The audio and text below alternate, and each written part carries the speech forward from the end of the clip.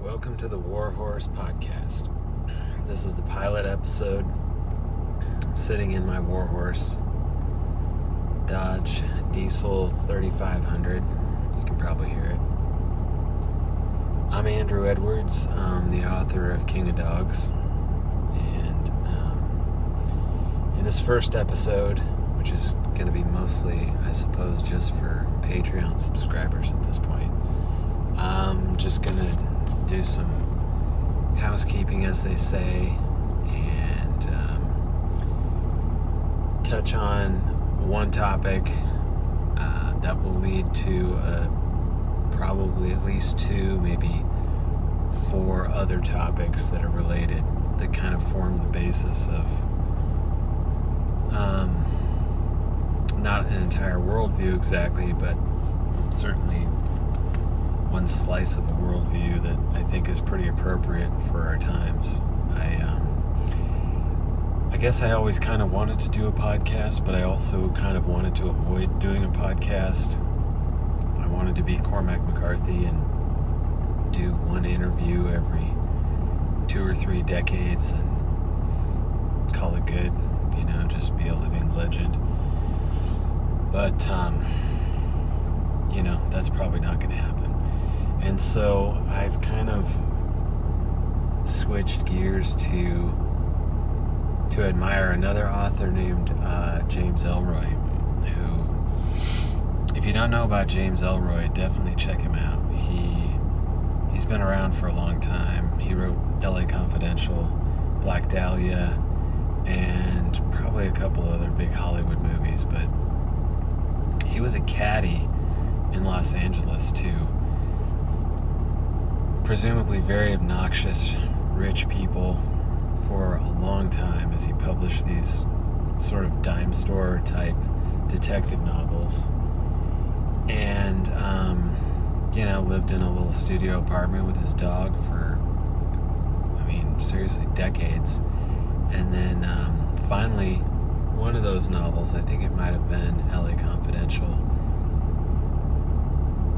caught fire and took off, and then he was a made man after that, and he would go to readings, and he would have this whole monologue where he would spend a pretty obnoxious amount of time, like 2 or 3 solid minutes, touting what a complete badass he was and how he was the greatest living novelist, maybe novelist of all time, I don't recall, but in a way, given his struggles and then his achievements, which, again, check him out,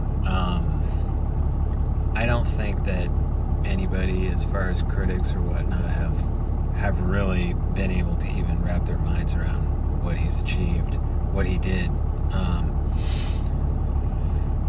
and a lot of, if guys were listening to this podcast, they probably would be into his stuff. And anyway, he would call himself the Devil Dog. And that's just a long-winded way to say I decided to do this podcast mostly because it's probably the last opportunity to do a podcast with any real coherence. And I think maybe the timing is right, because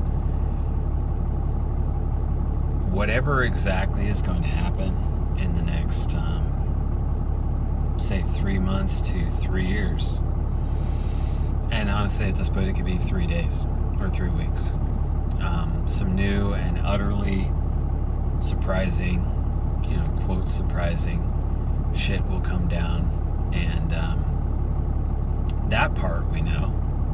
but we don't know the form, what it will look like. I personally have related this story to my wife. The first draft of King of Dogs did actually have a vaccination component. And, that was the trigger for the whole setting of a pre-apocalyptic sort of scenario. And I ended up, after many drafts, or maybe half the drafts that I did, yanked it because it seemed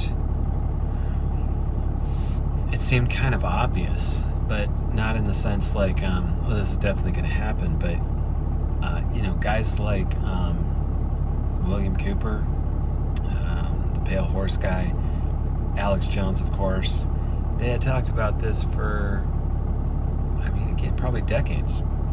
And so it felt kind of derivative and unoriginal to keep that in there. But, and that's to say, I didn't really see it coming. I thought it was, maybe, but here we are.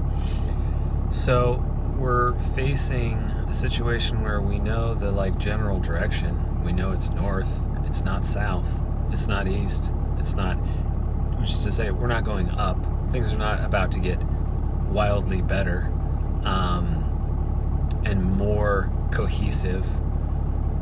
The one side is not about to drop their opinions about the other and walk away, I don't think. I think that's incredibly unlikely. So we're facing a kind of anxious, tenuous uncertainty. And, what I can say about that is I've thought about this for a long, long time, many years, and I've arrived at this thing that I called, just privately to myself, Uncertaintism. And where you're living in this constant uncertainty. And some of that, is probably native to just being human on the planet. But a large part of it is not. It is entirely intentional, and it's created through a whole elaborate array of psychological operations. For proof on that, just see Michael Hoffman, Secret Societies and Psychological Operations, and then his new one, Twilight Language. Two of the probably most important books that I've ever read. And having a fair bit of experience with PTSD, trauma, these sorts of things, and I had some help digging my way through those experiences. However, largely you do it, by yourself. It's like addiction. You decide this shit's not going on any longer, and that's just that. And so what I can give you in a quick and dirty fashion right now is that whatever happens will likely reduce you and everybody around you to a condition where you're going to have to think in black and white, up and down, left or right, good, bad, these type of typical binaries, because you're not going to be in a context and a routine where the nuance that you normally experience in your day-to-day life, you can take a slightly different way to work, or you can shake up your workout routine. You can have a different type of coffee in the morning, whatever. All of those very subtle variations that you would make in an otherwise pretty stable routine. Hey, a bunch of them might remain. That would be fantastic. I would love to still be able to brew Stumptown cold brew coffee, and wake up every morning and enjoy that. And if that happens, well, maybe the rest of the day will follow from that. But if your day does not go the way you want, and then weeks don't go the way you want, and people around you are starting to shit their pants in, psychological, obviously, but eventually physical, kinetic sorts of ways.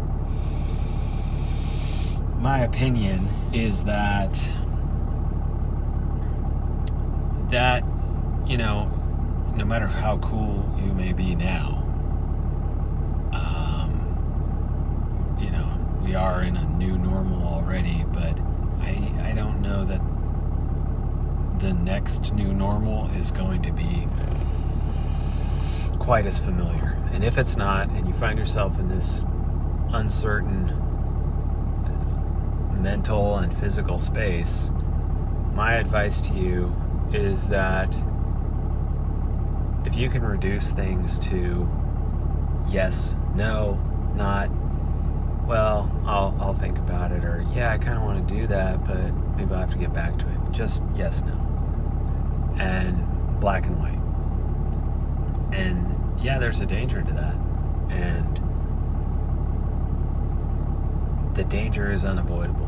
My belief is that when you find yourself in a survival situation, if you are able to pause, as the British say, and have a cup of tea, and think about the situation, think about what you're going to do, what resources you have and don't have,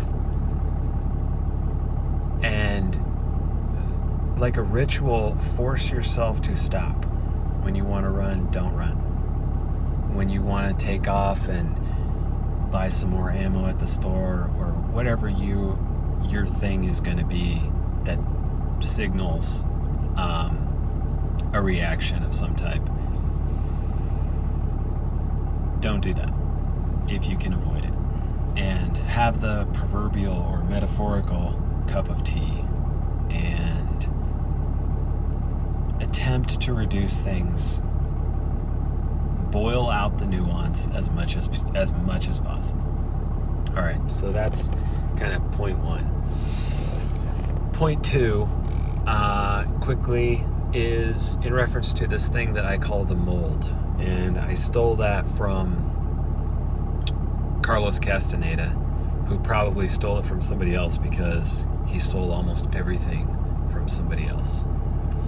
And I'm realizing right now how loud that MM3 tuned diesel is, and I'm just gonna leave it because I like it. I won't probably do it on the next one. Anyway, the mold, as simply as I can put it, is the physical result of psychic or psychological programming over time. The physical result. So it's your posture, habituated breathing and heart rate, digestion, neural pathways, gut biota, fascia buildup, muscular tics, facial expressions. It's everything that makes you feel normal. As normal as, whatever that's relative, you may feel. And the reason this matters is because when you enter this state of uncertainty, and yeah, by degrees, we're already in an obvious state of uncertainty. Those of us whose antennae are maybe a little more sensitive.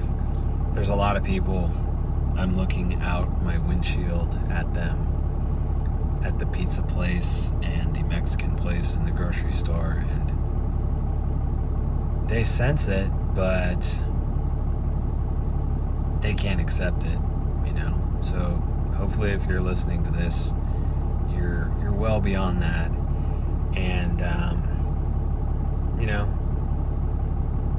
you're looking at the brink, the edge of something. So what's going to happen when this uncertaintism genuinely washes over you is the mold. All of these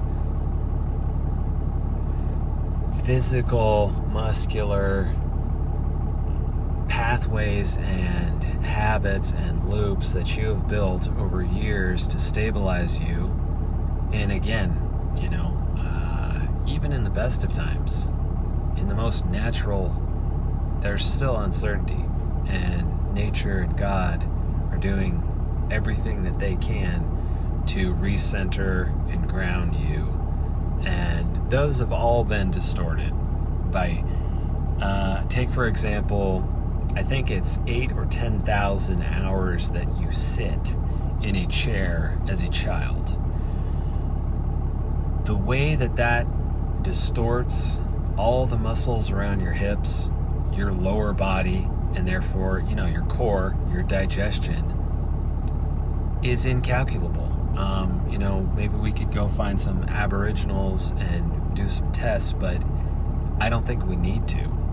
Just sitting for that length of time, and then forget about all the sitting and just sedentary behavior we engage in as adults.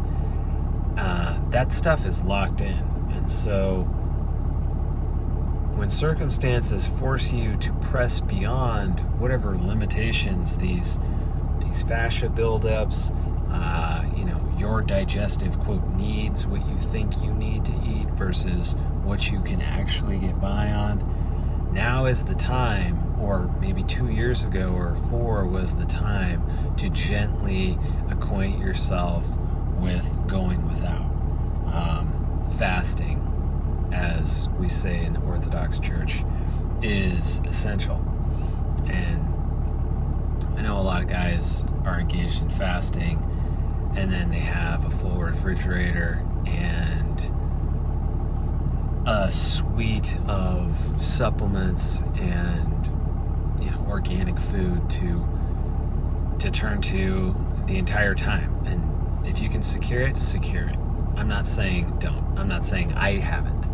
I'm just saying that as the uncertainty washes over you, the mold that you have unconsciously given over to, you've done it. No matter if you are an MMA fighter and have been training physically, I think you're going to have a huge advantage, but I will guarantee you as well that you have a mold. You're going to start missing the gym. You're going to find that you are psychologically dependent in one way or another on that release that you gain from that sense of psychological well-being, for sure, and a sense of identity. And when the identity starts to shift away, the mold takes over in a major way. So, related to this, there's this point about how, we don't really think. In preparing for this podcast, it took me quite a while to sort of gather things together to the point where I felt like with some notes I can get this across in audio. It's suggested. I think it's pretty much true. I think this is what prayer is. We sort of float a dream, an idea, a hope out there, and our subconscious mind picks up on that, and the real work of thinking and laying out a plan is done way behind the mental curtains. And that's the type of stuff that if the mold takes over, forget about it. It's not happening. And this idea that we think about much, is, Jordan Peterson has talked about this. I don't remember when I first came across it many, many years ago.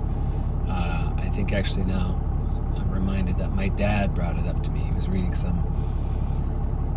I think it was the Tibetan Book of the Dead, or somebody's commentary on it or something like that, which is not a normal thing for my dad to read, but it struck me then as true, and it's proved true over the years.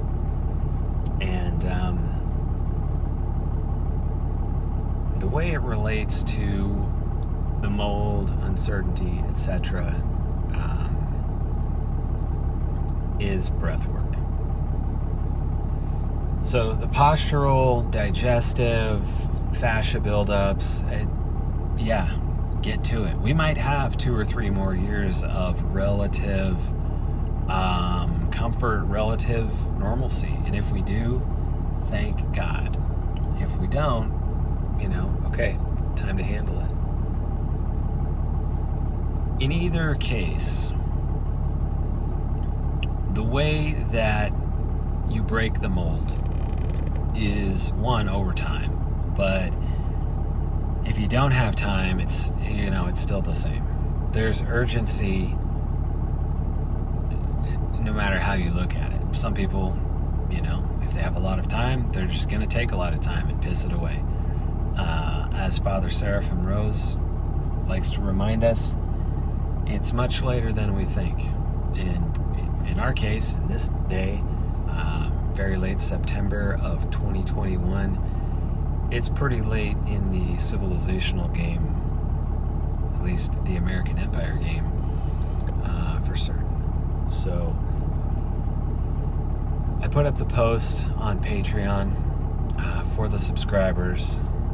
I'm going to continue to hone it, and I'll probably end up making some type of, quick guide that can be downloaded, or you can take a screenshot of it or something. There's probably resources like this out there already.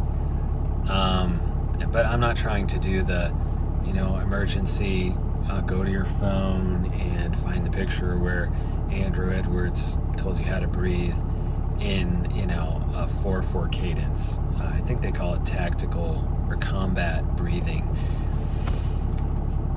If you haven't practiced tactical or combat breathing, which is just in for 4,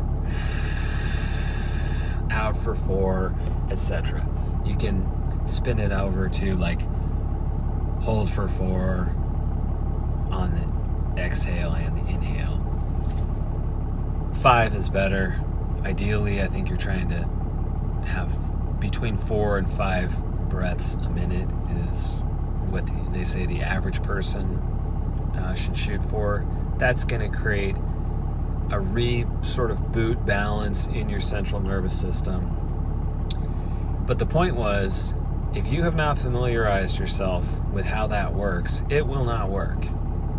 The shit has already hit the fan. You have already kicked off all of those fight or flight chemicals. They are rushing through your bloodstream, seeding themselves in your muscles. Everything's tight, and you're not even familiar with how to, where they're tight, The benefit of yoga, there's probably a lot of them, but now's not the time. I can go through them another time. Maybe that'll be in Pilot 2.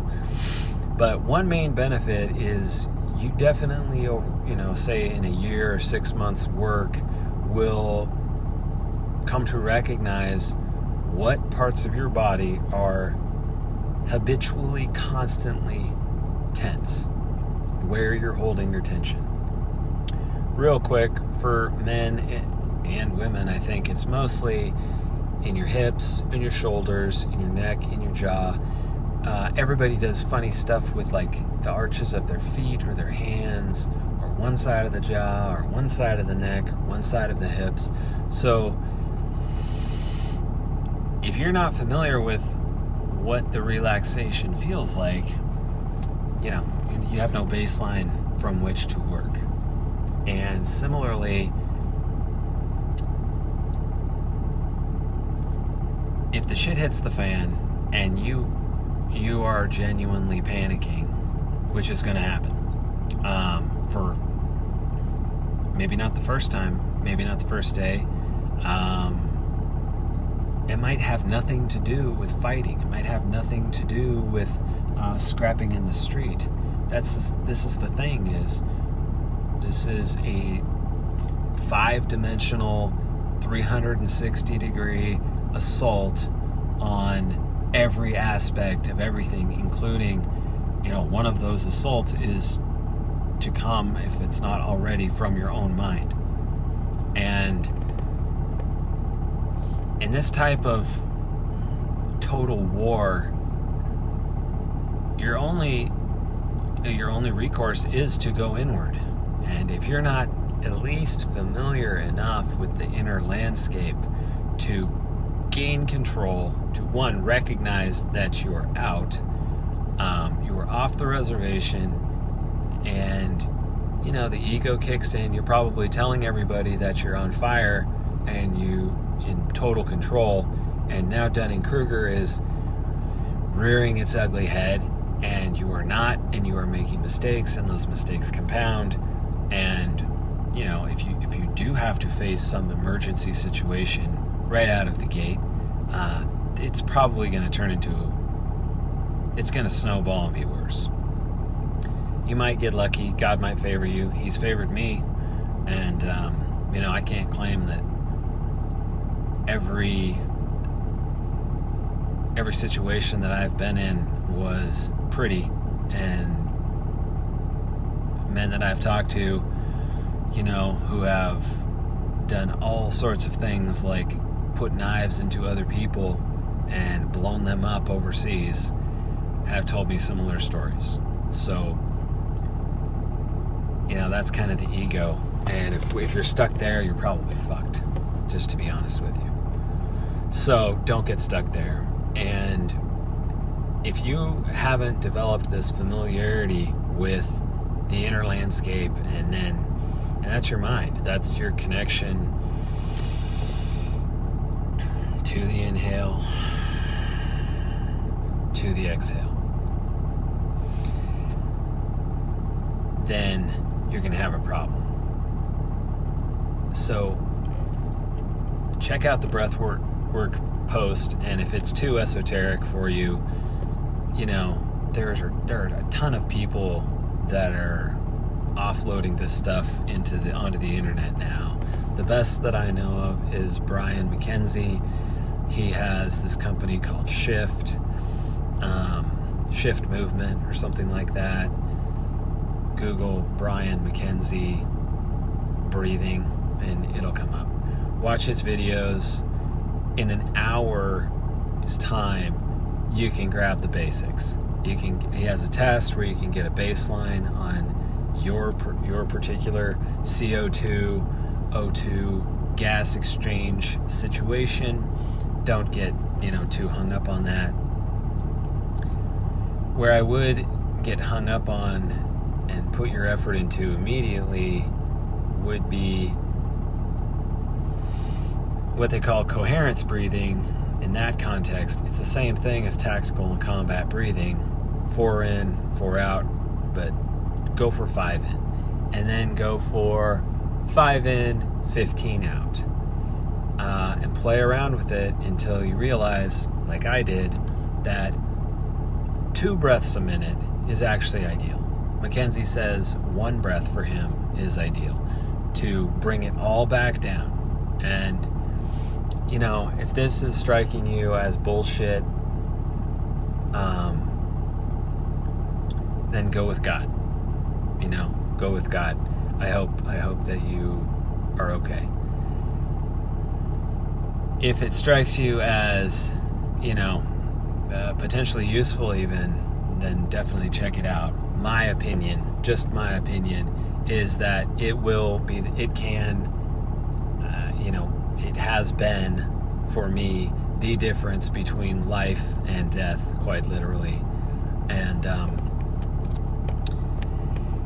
anyway, kind of winding it up here on the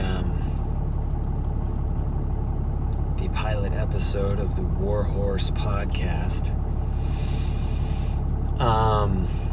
We'll go more into the mold specifically, I think.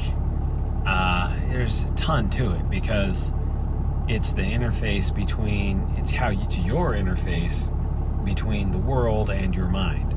And if we do live in a situation, which I believe we do, where the mind, it might not be, all the connotations might not be applicable, but suffice to say for here that the non-material mind is primary. And so if you have, quote, as we say, lost your mind, lost your shit, what would that say in philosophical terms? Where would you be? That's kind of an interesting question to me. So in closing,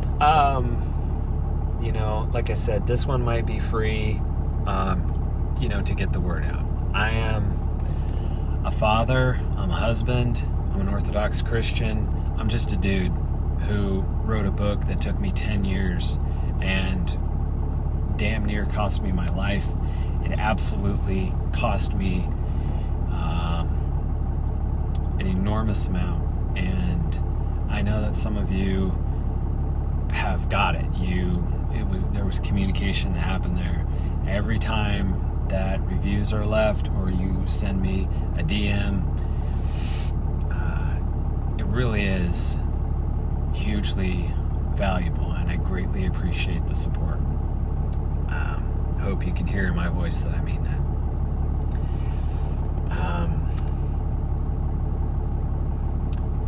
On that note, in closing, if you guys, whoever you are, and gals, of course, though I think there's like maybe 2 that purchased the book. One of them is my sister, and the other one is probably just a big-hearted girl who wanted to do a favor for a guy. I don't know who she is. But if you have ideas, suggestions, comments, things you want an episode to be about, you want the Warhorse to take on, drag up the hill, let me know, please, because I don't have, sometimes I have 6 hours a day to ponder it, but usually I don't. And if you guys have great suggestions, they're appreciated, and I will probably run with them. If you care to help get the word out in any possible way, however, whatever, tell your buddy or post it to your social, it would be greatly appreciated. The timing, like I said at the outset, is such that I hope this podcast can continue as we kind of start taking bigger and weirder bends in the metaphorical road going forward. Maybe that's where God wants me to place my efforts, as far as finding a place in the world. Writing has done that. It continues to do that.